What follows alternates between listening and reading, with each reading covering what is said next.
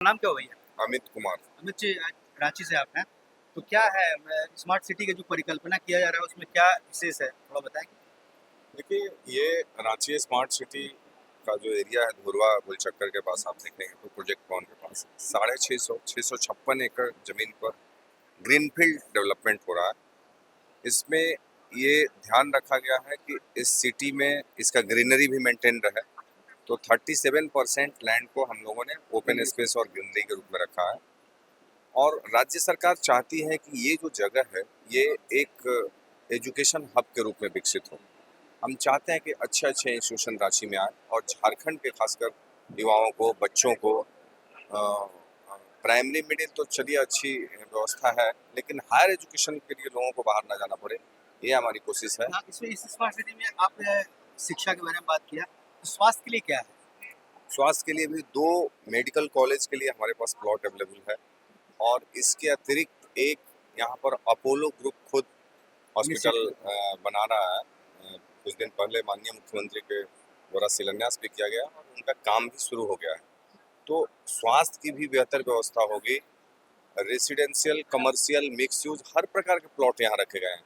लेकिन एक बात इसलिए मैं बार बार कह रहा हूँ कि सरकार ने सब्सिडाइज रेट पे यहाँ पे प्लॉट जो रखे हैं, एजुकेशनल इंस्टीट्यूशनल जो प्लॉट हैं उनका कीमत काफ़ी कम है। अगर कमर्शियल और रेसिडेंशियल की तुलना में देखेंगे तो बहुत कम है, तो कब क्योंकि तक सरकार चाहती है कि यहाँ पे बड़े बड़े इंस्टीट्यूशन कब है। तक प्लान किया जा रहा है, इसको कब तक विकसित कर दिया जाएगा? इसका क्या देखिए, मतलब आगे इसमें का भविष्य क्या है? इंफ्रास्ट्रक्चर डेवलपमेंट पूरा हो चुका है और जमीन का ऑक्शन भी चल रहा।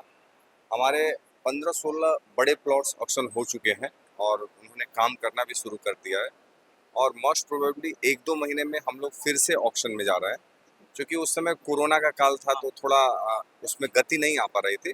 लेकिन अब जो ऑक्शन करेंगे उसमें हम लोग को उम्मीद है कि ज़्यादा से ज़्यादा प्लॉट इस ऑक्शन में तो वो आप झारखंड निकल को पाए। विकास की दृष्टि से किस रूप में देख रहे हैं? झारखंड के आगे का जो प्लानिंग है, झारखंड को विकास के रूप में कैसा दिख रहा है? हिम्मत जी कैसा कर रहे हैं? आप इससे तुलना कर सकते हैं ना कि किसी देश के 100 स्मार्ट शहरों में कोई ऐसा स्मार्ट सिटी नहीं है जो सेल्फ सस्टेनेबल है और सरकार का पूरा ध्यान इस पे है कि ससमय योजना पूरा हो जाए, लोगों को इसका लाभ मिले और न केवल लोगों को लाभ मिले, हम बाहर की जो टेक्नोलॉजी से टेक्नोलॉजी है, तकनीकी है, उसको यहाँ लाना चाह रहे हैं। तो सरकार लोगों के लाइफ स्टाइल को सुधारने को लेकर, अच्छा एजुकेशन और अच्छा स्वास्थ्य सेवा को लेकर बेहद संवेदनशील है और गंभीर है।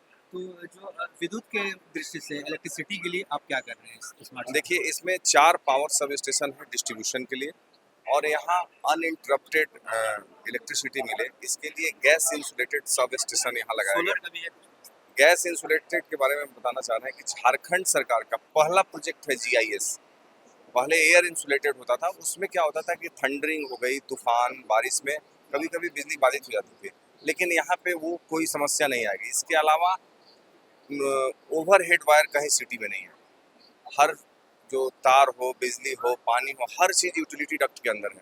तो आप कह सकते हैं कि एकदम जो वर्ल्ड क्लास स्मार्ट सिटी है वो होगा। आने वाले अगले 4-5 सालों में आपको पूरी तरह से रांची अलग दिखेगा। लोग यहाँ रहते हुए भी दिखेंगे। 1.5 लाख लोगों को कैटर करने का ये बनाया गया है सर, कि हम 1.5 लाख आबादी को यहाँ कैटर कर सकते हैं, जिसमें 80,000 लोग यहाँ रहेंगे स्थायी रूप से और अस्थायी रूप से 70,000 लोग जो प्रतिदिन रोजगार और एजुकेशन और अन्य चीज़ों के लिए आएंगे। देखिए, ये शहर केवल आपको रहने का आश्रय नहीं दे रहा है, रोजगार दे रहा है, शिक्षा दे रहा है, बेहतर स्वास्थ्य दे हर रहा है। दृष्टि से और हमारी जो सरकार तो ये भी चाह रही है कि अन्य शहरों में भी हम लेकर चले, इसको रेप्लिकेट करने का, यही मॉडल दूसरे जगह उतारा जाए। इस पर हम लोग काम कर रहे हैं। कई जिला के उपायुक्त महोदय को पत्र भी दिया गया और उस पर काम चल रहा है। जैसे जमीन मिलेगा स्मार्ट सिटी कॉर्पोरेशन ये काम वहाँ भी शुरू कर सकते हैं। ठीक है, बहुत बहुत धन्यवाद, आपने हम जानकारी दी।